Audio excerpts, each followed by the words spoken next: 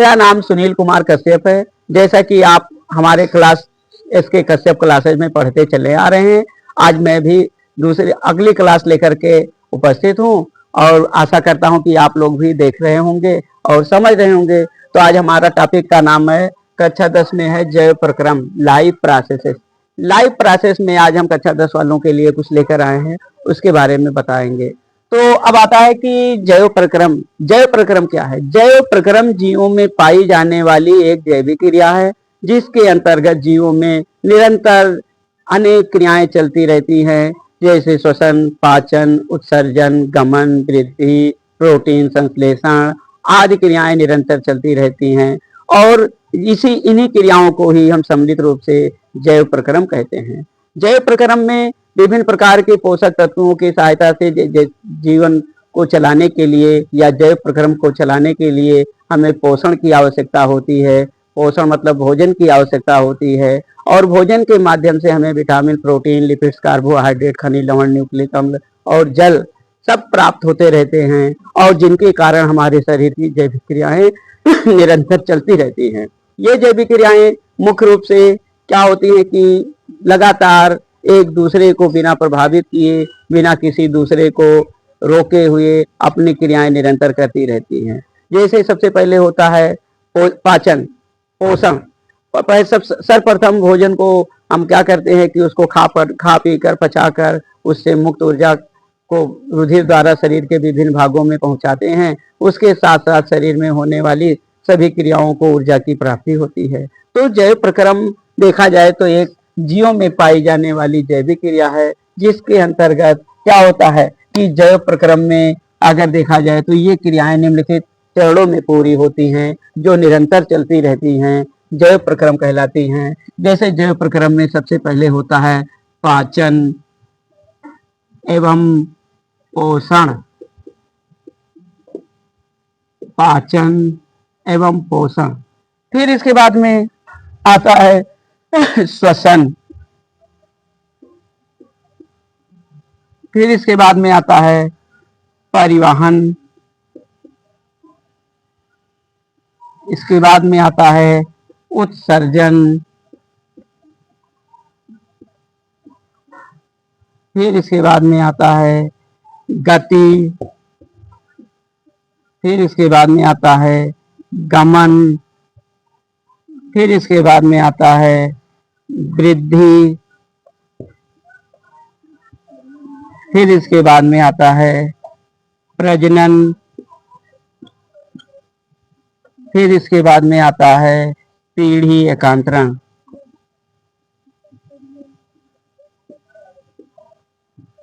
पीढ़ी एकांतरण। अगर जैव प्रक्रम की बात की जाए तो जैव प्रक्रम के अंतर्गत सबसे पहले जो जैविक क्रिया के रूप में निरंतर चलती रहती है तो उसमें होता है पाचन एवं पोषण।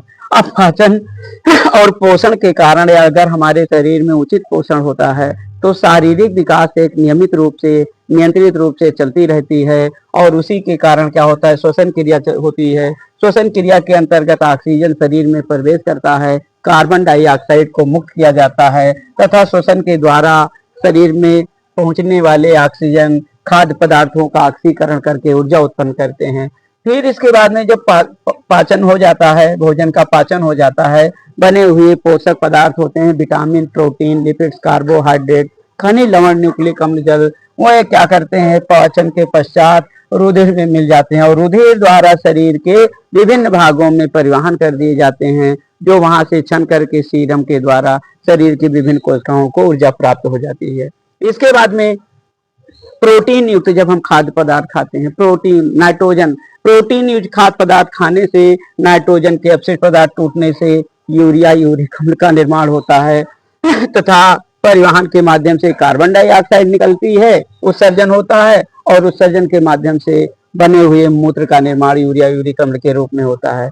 और हम निरंतर अगर बैठे भी रहते हैं या खड़े रहते हैं तो उसके बाद हम देखते हैं कि हमारे शरीर में गतिमान हमेशा, जैसे आंखों का गिरना, बात करना, हाथ पैर का हिलना डुलना, लंग्स का फैलना सिकुड़ना, और फिर हृदय का लप दप करना, ये क्रियाएं नियमित रूप से चलती रहती हैं, जिसे गति कहते हैं। और जीवधारी तो वह होते हैं जो एक स्थान से दूसरे स्थान तक गमन करते हैं, एक स्थान से दूसरे स्थान आते जाते हैं। ये जीवधारियों का महत्वपूर्ण लक्षण है, जबकि पौधों में गमन की क्रिया नहीं होती है। पौधों में भी इस प्रकार की जैव प्रक्रम क्रिया होती है, चाहे जंतुओं या पौधों में, अगर जो जीवित है उसमें ये जैव प्रक्रम की सभी क्रियाएं होती हैं।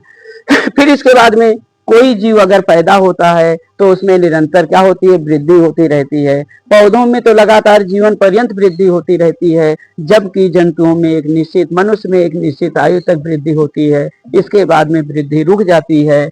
और इसके बाद जब कोई जीवधारी परिपक्व हो जाते हैं, जैसे कि मनुष्य है या कोई अन्य जानवर है, घोड़ा, गधा, कुत्ता, बिल्ली, हाथी, घोड़ा, कोई भी जंतु है, तो ये भी क्या करते हैं, एक निश्चित आयु किशोरावस्था के बाद में जब युवावस्था में प्रवेश करते हैं तो वह भी अपने समान संतान करते हैं। और संतान उत्पन्न करने के लिए वह प्राणी क्या करते हैं, प्रजनन करते हैं और प्रजनन द्वारा संतान का निर्माण करते हैं, जिससे ये क्रिया जैव क्रिया चलती रहती है। इसके बाद में पीढ़ी दर पीढ़ी ये जो सभी क्रियाएं हैं कि ये यहाँ से पाचन, श्वसन, परिवहन, उत्सर्जन, गति, गमन, वृद्धि, प्रजनन, पीढ़ी, एकांतरण, लास्ट में आता है पीढ़ी एकांतरण, कि सभी जीवधारी क्या होते हैं, ऐसे आकर के इन सारी क्रियाओं को, जैविक क्रियाओं को करने के बाद में एक निश्चित आयु होती है कि हमारा बच्चा, फिर हमारे बच्चे के बाद उसका बच्चा और उसके बच्चे के बाद उसके बच्चे, क्योंकि जीवन की निरंतरता को बनाए रखने के लिए प्रत्येक जीवधारी क्या करते हैं,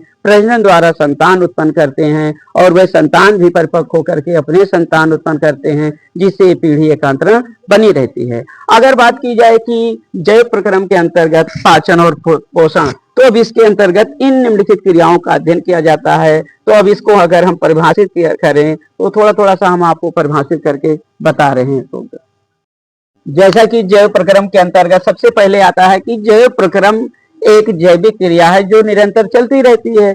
तो जैव प्रक्रम क्रिया को चलाने के लिए ऊर्जा की आवश्यकता होती है, ऊर्जा के लिए हमें भोजन की आवश्यकता होती है और भोजन की आवश्यकता के साथ साथ भोजन को पचाने की आवश्यकता होती है। तो अब सर्वप्रथम पाचन को देखा जाता है, तो पाचन के अंतर्गत सर्वप्रथम भोजन को मुंह में रखकर भोजन को चबाया जाता है। इसके बाद भोजन पाचक रसों, एंजाइमों माने एंजाइमों, जैसे ट्रिप्सिन, काइमोट्रिप्सिन, स्टेप्सिन, लाइपेज, एमाइलेज, लाइग आदि एंजाइम की सहायता से उस भोजन को सरल अणुओं में पाचक रसों की सहायता से तोड़ा जाता है, जिससे शरीर की वृद्धि एवं विकास होती है तथा टूटे फूटे अंगों की मरम्मत के साथ साथ रोगों से लड़ने की क्षमता उत्पन्न होती है, पाचन कहलाती है। अर्थात हम कह सकते हैं कि पाचन वह क्रिया होती है जिसके अंतर्गत सर्वप्रथम भोजन को मुख में रख करके भली भांति दांतों से चबाया जाता है, फिर उसमें लार मिलाया जाता है, जिससे भोजन सरकता हुआ आमाशय में पहुंचता है। आमाशय में पहुंचने के बाद में विभिन्न प्रकार के पाचक एंजाइम मिल करके इन जटिल अणुओं को सरल अणुओं में तोड़ करके उनका पाचन करते हैं, जिससे ये रुधिर में मिल करके शरीर की वृद्धि एवं विकास में सहायता करते हैं। उसके साथ साथ टूटे फूटे अंगों की मरम्मत करते हैं और रोगों से लड़ने की क्षमता उत्पन्न करते हैं। तो अगर देखा जाए तो जैव प्रक्रम के अंतर्गत पाचन की परिभाषा ये है, जबकि पाचन के बाद आता है पोषण। क्या है? तो पोषण एक प्रकार की जैविक क्रिया है जो जीवों में निरंतर चलने वाली क्रिया होती है।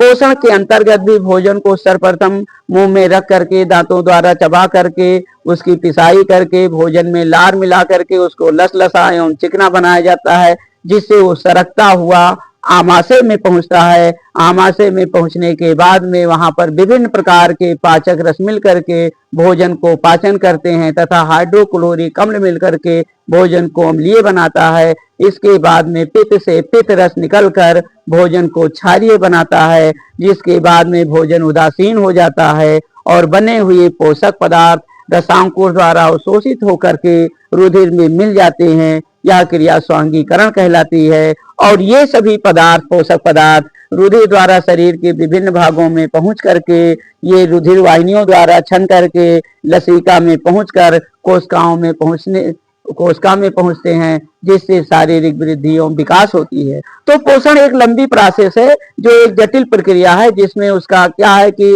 रुधिर के द्वारा शरीर के विभिन्न भागों में पहुंचाया जाता है। और उसके जैसा कि जैव प्रक्रम का मुख्य टॉपिक जो अभी तक हम बेस बता रहे थे कि जैव प्रक्रम में कौन कौन सी घटनाएं घटती हैं, कौन कौन सी क्रियाएं होती हैं।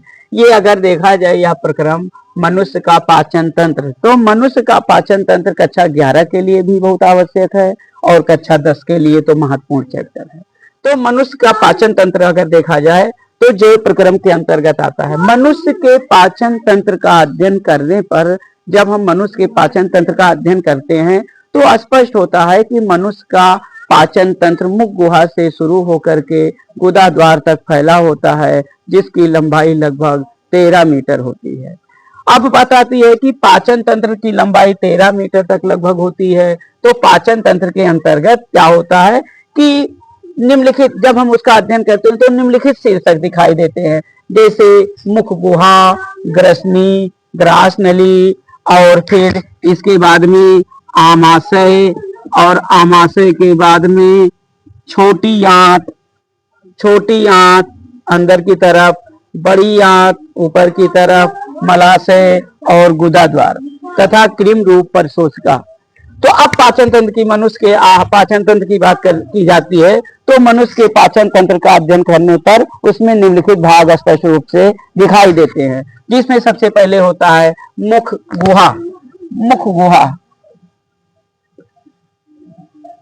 मुख गुहा। अब मुख गुहा को परिभाषित करना, मुख गुहा है क्या कि मनुष्य के पाचन तंत्र का अध्ययन करते हैं तो सर्वप्रथम मुख गुहा में भोजन को रख करके दांतों द्वारा अच्छी तरह से चबाया जाता है, उसकी पिसाई की जाती है, फिर उसमें जीभ से उलट पुलट करके भली भांति उसमें लार मिलाया जाता है, जिससे भोजन लसलसा एवं चिकना हो जाता है। और इसके बाद में वहां पर कार्बोहाइड्रेट का पाचन मुख गुहा में होने लगता है, और जब लुगदी के समान चिपचिपा और लसलसा हो जाता है तो मुख गुहा से ये ग्रसनी की तरफ सरकता हुआ ग्रसनी में पहुंचता है। अब बात आती है कि ग्रसनी क्या है, तो मुख गुहा और ग्रसनी। अब ग्रसनी आती है, फायरिंग कहा जाता है। ग्रसनी एक मुख गुहा के पीछे कीपाकार भाग में खुली होती है। यह बहुत पतली सकरी नलिका होती है, लेकिन इसमें लचीलापन अधिक होता है, जो आवश्यकता अनुसार फैल सकती है। तो मुख गुहा से सरकता हुआ भोजन जब ग्रसनी में पहुंचता है तो ग्रसनी में क्रमाकुंचन गति के कारण क्या होता है, भोजन सरकता हुआ आगे की तरफ पहुंचता है। लेकिन ग्रसनी की लंबाई अगर बात की जाए तो ग्रसनी की लंबाई लगभग 13.5 सेमी होती है, 13.5 सेमी होती है। और ये क्या होती है, ग्रास नली की अपेक्षा इसका व्यास बहुत कम होता है। और जब मुख गुहा से ग्रसनी से भोजन सरकता हुआ क्या करता है, आगे की तरफ ग्रास नली में प्रवेश करता है। तो अब आती है बात, ग्रास नली क्या है। ग्रास नली का व्यास ग्रसनी की अपेक्षा अधिक होता है, तथा यह क्या होता है कि उदर गुहा, ये क्या डायाफ्राम दिखा है, देखो ये डायाफ्राम को भेद कर उदर गुहा में प्रवेश करता है। लेकिन इसमें बहुत सारी श्लेष्मिक ग्रंथियां पाई जाती हैं जो क्या करती है, श्लेष्मिक चिकने पदार्थ का स्राव करती हैं, जिससे भोजन सरकता हुआ आमाशय में पहुंचता है। आमाशय आता है बात, आमाशय क्या है, तो आमाशय स्टमक। अब बात सवाल उठता है कि ग्रास नली से भोजन सरकता हुआ जब आमाशय में पहुंचता है तो आमाशय क्या, आमाशय एक पेशीय थैलेनुमा संरचना है, जो यह हमारे शरीर में उदर गुहा में बाईं तरफ स्थित होता है। और जो भोजन खाते हैं वो आकर के आमाशय में स्थित होता है। आमाशय में भोजन एकत्रित होने पर चारों तरफ से 1 से 1.5 लीटर लार पाचक एंजाइम जैसे टिप्सिन, काइमोटिप्सिन, स्टेप्सिन, लाइपेज, एमाइलेज आदि एंजाइम पाचक रस मिल करके भोजन को चारों तरफ से घेर लेते हैं और उसका पाचन प्रारंभ करते हैं।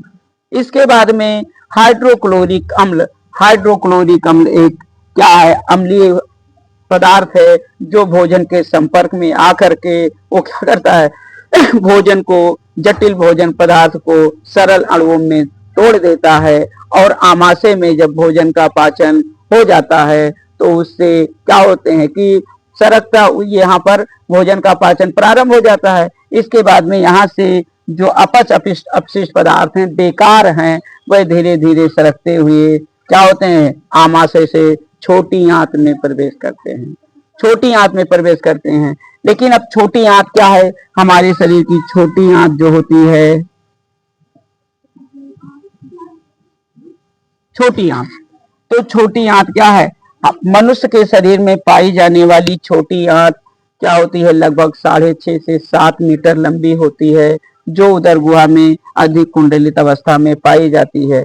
इसका व्यास 2.5 सेमी होता है तथा ये 6.5 से 7 मीटर लंबी होती है। जब भोजन का पाचन आमाशय में हो जाता है तो भोजन सरकता हुआ छोटी आंत में आता है, और छोटी आंत में आने पर जब भोजन का पाचन कुछ भाग हो जाता है तो वो वहां से बने हुए पोषक पदार्थ या कह लीजिए विटामिन, प्रोटीन, लिपिड्स, कार्बोहाइड्रेट, खनिज लवण, न्यूक्लिक अम्ल, जो पोषक पदार्थ बनते हैं, तो छोटी आंत में उंगली के समान छोटे छोटे प्रवर्ध निकले होते हैं जिन्हें रसांकुर कहते हैं। रसांकुर में वह पोषक पदार्थ अवशोषित हो जाते हैं और अवशोषित होकर के रुधिर में मिल जाती है। यह क्रिया स्वांगीकरण कहलाती है। इसके बाद में छोटी आंत में क्रमाकुंचन गति के कारण क्या होती है, ऐसे भोजन को सरकाते हुए क्रमाकुंचन गति के कारण भोजन धीरे धीरे सरकता हुआ, खिसकता हुआ बड़ी आंत में प्रवेश करता है। बड़ी आंत की बात आती है तो ये आहार नाल का सबसे अंतिम भाग होता है, बड़ी आंत।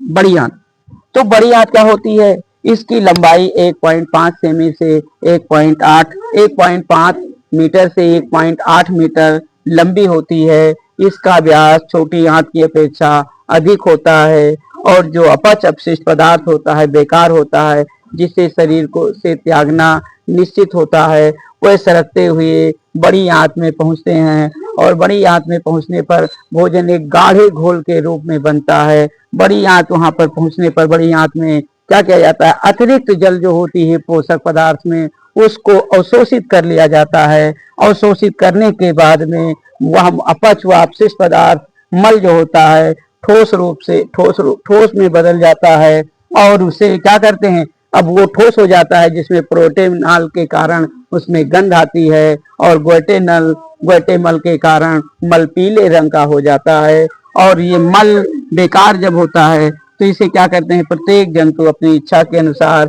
इसका समय समय पर त्याग करते हैं। इस प्रकार अगर पाचन की बात की जाए तो हमारे आहार नाल में पाचन क्रिया संपन्न होती है। एक बार हम सारांश बता दे रहे हैं पुनः कि पाचन तंत्र का जब अध्ययन किया जाता है तो मनुष्य सर्वप्रथम मुख गुहा में भोजन को रख करके दांतों द्वारा भली भांति पिसाई करके उसमें लार मिला करके भोजन को लसलसा एवं चिकना बनाता है, जिससे भोजन सरकता हुआ ग्रसनी में प्रवेश करता है, ग्रसनी से ग्रास नली में प्रवेश करता है, और ग्रास नली से भोजन आमाशय में आता है। आमाशय में क्या है कि विभिन्न प्रकार के पाचक रस, जैसे हमने अभी बताया कि प्रोटीन पाचक एंजाइम, विटामिन पाचक एंजाइम, लिपिड पाचक एंजाइम, कार्बोहाइड्रेट पाचक एंजाइम, तो विभिन्न प्रकार के पाचक रस मिलकर के भोजन को चारों तरफ से घेर लेते हैं, क्योंकि आमाशय हमारे बाईं तरफ स्थित होता है और वहां पर आकर के चारों तरफ घेर लेते हैं। इसके बाद में हाइड्रोक्लोरिक अम्ल मिलकर के भोजन को क्या करता है, अम्लीय बना देता है, जिससे भोजन का पूर्ण पाचन लगभग हो जाता है।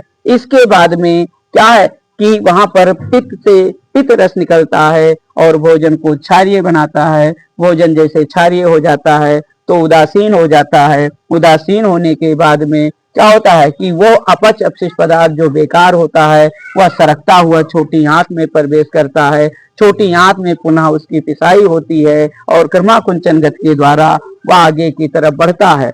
इसके बाद में जो पोषक पदार्थ होते हैं, छोटी आंत में उंगली के समान अनेक प्रवर्ध पाए जाते हैं, वह अवशोषित करके रुधिर में मिला देते हैं। यह क्रिया स्वांगीकरण कहलाती है। रुधिर में मिलने की क्रिया को पोषण भी कहा जाता है। इसके बाद में अपच अपशिष्ट पदार्थ पुनः क्या होता है, मलाशय में पहुंच जाता है, और मलाशय में बेकार अपच अपशिष्ट पदार्थ के मिलने से वो बेकार होता है तो उसको त्यागना अनिवार्य होता है। तो जब मनुष्य की इच्छा होती है, जंतु की इच्छा होती है, तो प्रत्येक जंतु अपनी इच्छा अनुसार मल का गुदा द्वारा त्याग करते हैं। यह क्रिया पाचन के अंतर्गत संपूर्ण हो जाती है, संपन्न हो जाती है।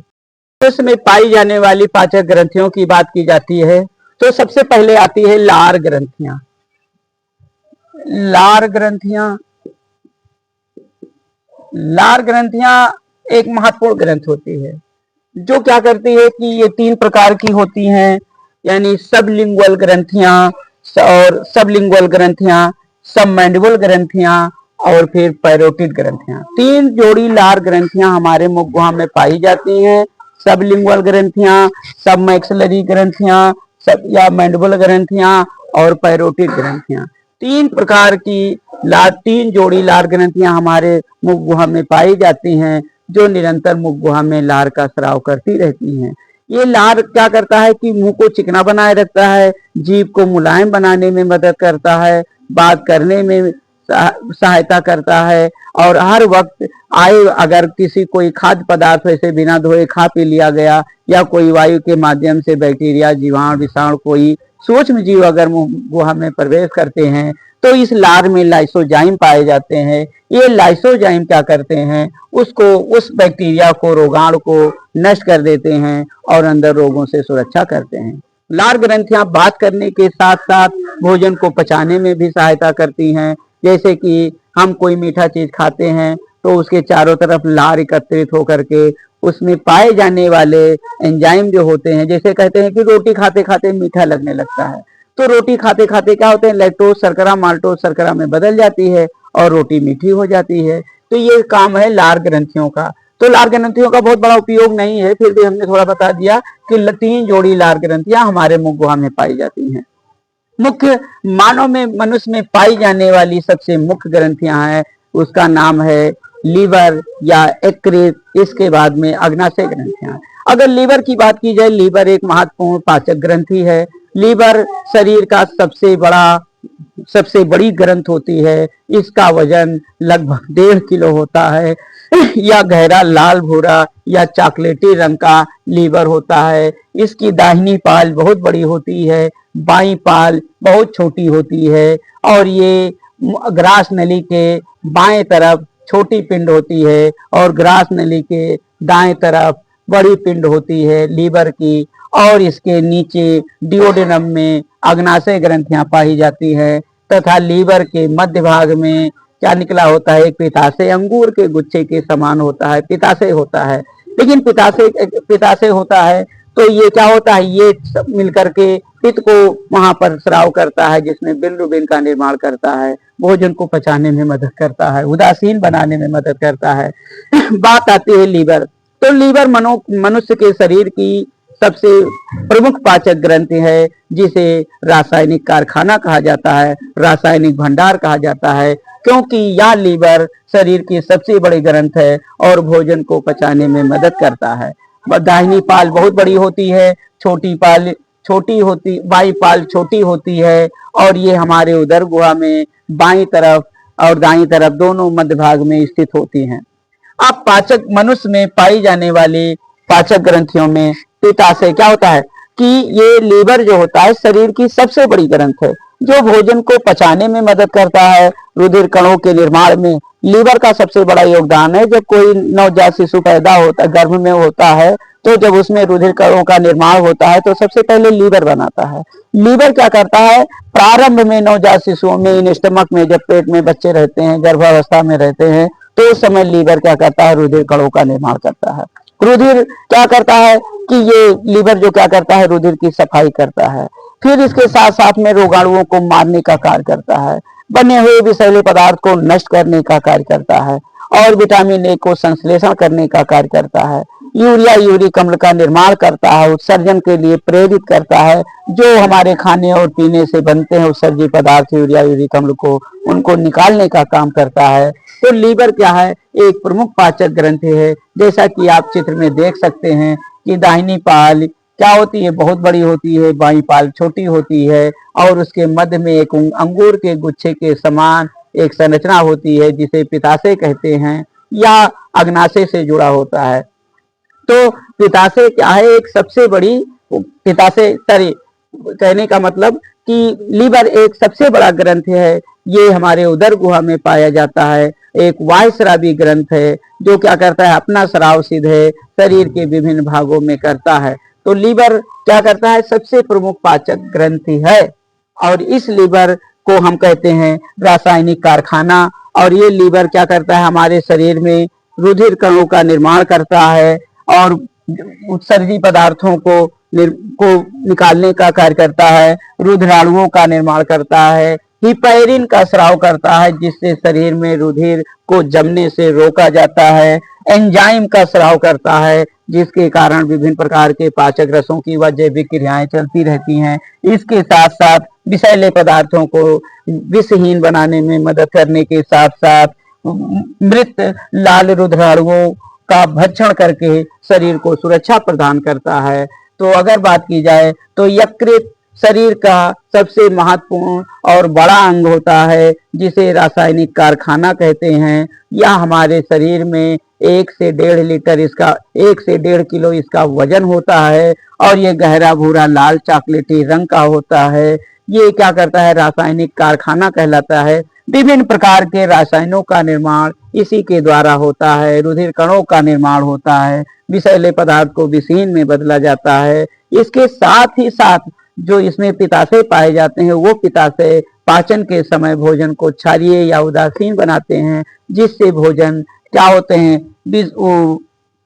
क्या उदासीन हो जाते हैं और उदासीन होने के बाद में तब वो छोटी आंत में प्रवेश करते हैं। इस प्रकार अगर देखा जाए तो यह एक पाचक ग्रंथ है। इसी प्रकार एक दूसरी ग्रंथ उसमें पाई जाती है जिसका नाम है अग्नाशय ग्रंथ। अग्नाशय ग्रंथ एक महत्वपूर्ण अंग है। अग्नाशय ग्रंथ क्या होता है, जैसे कि चित्र में आप देख सकते हैं, लीवर है, आमाशय है, पित्ताशय है और नीचे कटी फटी पत्ती के समान लगभग 17 सेमी लंबी एक ग्रंथ होती है जो हल्के पीले या गुलाबी रंग की होती है, अग्नाशय ग्रंथ। तो अग्नाशय ग्रंथ में 3 कोशिकाएं पाई जाती हैं, अल्फा कोशिका, बीटा कोशिका, डेल कोशिका। अल्फा कोशिका के द्वारा ग्लूकागॉन हार्मोन स्रावित होता है जबकि बीटा कोशिका के द्वारा इंसुलिन हार्मोन स्रावित होता है। इंसुलिन हमारे शरीर का सबसे महत्वपूर्ण हार्मोन होता है। यह रुधिर में आने वाले रुधिर में पाई जाने वाली शर्करा का नियंत्रण करता है। जिन व्यक्तियों में इंसुलिन हार्मोन्स कम मात्रा में बनता है या नहीं बनता है उनको मधुमेह या शुगर हो जाता है। और इंसुलिन क्या करता है, रुधिर में शर्करा की मात्रा को कम करता है। और अग्नाशय ग्रंथ की बात की जाए तो इसमें क्या होता है, एक संयुक्त इसके बीच बीच में क्या होती है, ये जो पाई जाती है ये संरचनाएं ये कहलाती हैं अंतःस्रावी ग्रंथियां जिनमें इंसुलिन हार्मोन्स का निर्माण होता है। और ये क्या होता है, ये संयुक्त गोलाकार संरचनाएं होती हैं और इसे कहते हैं अंतःस्रावी ग्रंथ। यहीं पर इंसुलिन हार्मोन्स बनता है। और दूसरा भाग होता है संयुक्त नालाकार। ये नालाकार के समान भाग जो है ये कहलाता है क्या, उसका दूसरा भाग है। तो अब इसमें बात किया जाए तो अग्नाशय ग्रंथ एक महत्वपूर्ण ग्रंथ है जो प्रोटीन पाचक एंजाइम का निर्माण करता है। स्टेप्सिन, काइमोस्टेप्सिन, ट्रिप्सिन ऐसे एंजाइम का निर्माण करता है जो प्रोटीन को पचाने का काम करता है। अगर ये क्या कहते हैं, अग्नाशय ग्रंथ का बीटा कोशिका नष्ट हो जाता है तो व्यक्ति में मधुमेह या शुगर हो जाता है। तो ये रुधिर में शर्करा की मात्रा को नियंत्रित करने का कार्य अग्नाशय ग्रंथ में उपस्थित बीटा कोशिका के द्वारा होता है और इंसुलिन हार्मोन्स का स्राव होता है। जिन व्यक्तियों को शुगर हो जाता है या मधुमेह हो जाता है ऐसे व्यक्तियों में इंसुलिन हार्मोन्स नहीं बन पाता है, उनको या तो बाहर से दवा के माध्यम से पूरा करना पड़ता है या फिर इंसुलिन का इंजेक्शन लगा करके पूरा करना पड़ता है। तो ये हमारे कुल मिलाकर के ग्लूकागॉन हार्मोन स्रावित करता है अल्फा कोशिका, बीटा कोशिका इंसुलिन हार्मोन स्रावित करता है जो शरीर में उपस्थित रुधिर में शर्करा की मात्रा को नियंत्रित करता है और मधुमेह रोग से छुटकारा दिलाता है। तो इस प्रकार अगर देखा जाए तो जैव प्रक्रम के अंतर्गत 3 पाचक ग्रंथियां पाई जाती हैं। जैसा कि हमने एक लार ग्रंथ के बारे में बताया, दूसरा बताया क्या ये यकृत या लीवर जो सबसे बड़ी ग्रंथ है, जिसे रासायनिक कारखाना कहा जाता है, और ये लगभग केमिकल, सभी केमिकलों का निर्माण इसी लीवर में होता है। गर्भस्थ बच्चों में रुधिर कणों का निर्माण लीवर में होता है। इसके बाद में जब हड्डी उनमें बन जाती है तो बोन मैरो में रुधिर बनने लगता है, और अग्नाशय ग्रंथ का काम है रुधिर की मात्रा को नियंत्रित करना, और क्या करता है, शुगर से बचाने का काम करता है। पोषण, पोषण की बात की जाती है तो पोषण के चरण को देखा गया, भोजन का अंतर्ग्रहण, पोषण, स्वांगीकरण और मल विसर्जन एवं बहिक्षेपण। जब पोषण की बात की जाती है तो भोजन को सर्वप्रथम क्या किया जाता है कि जो भोजन खाते हैं, खाद्य पदार्थ है, उसको भोजन को रख करके दांतों द्वारा चबा करके भली भांति पिसाई करके जीभ द्वारा उलट पुलट करके उसमें लार मिलाया जाता है, जिससे भोजन लुगदी के समान लसलसा एवं चिकना हो जाता है। इसके बाद यहीं से कार्बोहाइड्रेट का पाचन मुख गुहा से प्रारंभ हो जाता है, और ये भोजन क्या होता है, जब ये भोजन लसलसा और चिकना हो जाता है तो ये इसको क्या किया जाता है, सरकता हुआ ग्रसनी द्वारा ग्रास नली से होते हुए आमाशय में पहुंचता है। इसे भोजन का अंतर्ग्रहण कहते हैं। अंतर्ग्रहण के बाद आता है पोषण। पोषण क्या है? पोषण तो एक जटिल प्रक्रिया है जिसके अंतर्गत खाद्य, जटिल कार्बनिक अकार्बनिक खाद्य पदार्थों को सरल अणुओं में तोड़ करके उनको रुधिर द्वारा शरीर के विभिन्न भागों में पहुंचाने तथा कोशिकाओं की वृद्धि करने की क्रिया पोषण कहलाती है। इसके बाद में पोषण से बने हुए पोषक पदार्थ जो होते हैं, पोषक पदार्थ होते हैं, उस कहा कहते हैं। तो इसके बाद में स्वांगीकरण आता है कि जब भोजन का पाचन आमाशय में विभिन्न प्रकार के पाचक रसों की सहायता से पाचन हो जाता है, तो हाइड्रोक्लोरिक अम्ल मिलकर के भोजन को अम्लीय बनाता है, जिसके बाद में पित्त से पित्त रस निकल करके भोजन को उदासीन कर देता है, और बने हुए पोषक पदार्थ रुधिर द्वारा छोटी आंत में उपस्थित रसांकुर द्वारा मिल करके रुधिर में पहुंचा दिए जाते हैं। यह क्रिया स्वांगीकरण कहलाती है। इसके बाद में क्या होता है कि स्वांगीकरण के बाद में मल विसर्जन या बहिक्षेपण। जब भोजन के पाचन के पश्चात कुछ बने हुए अपच अपशिष्ट पदार्थ जो शरीर के लिए हानिकारक होते हैं, बेकार होते हैं, उनको समय समय पर जंतु अपनी इच्छा अनुसार उसका मल त्याग करते हैं, जिसे मल विसर्जन या बहिक्षेपण कहते हैं। इस प्रकार पोषण के चरण की बात की जाए तो भोजन का अंतर्ग्रहण, पोषण, स्वांगीकरण, मल विसर्जन। इसके बाद में आता है कि मनुष्य के आहार नाल का वर्णन, तो मनुष्य के पाचन तंत्र का अध्ययन करना। तो अभी हम चलो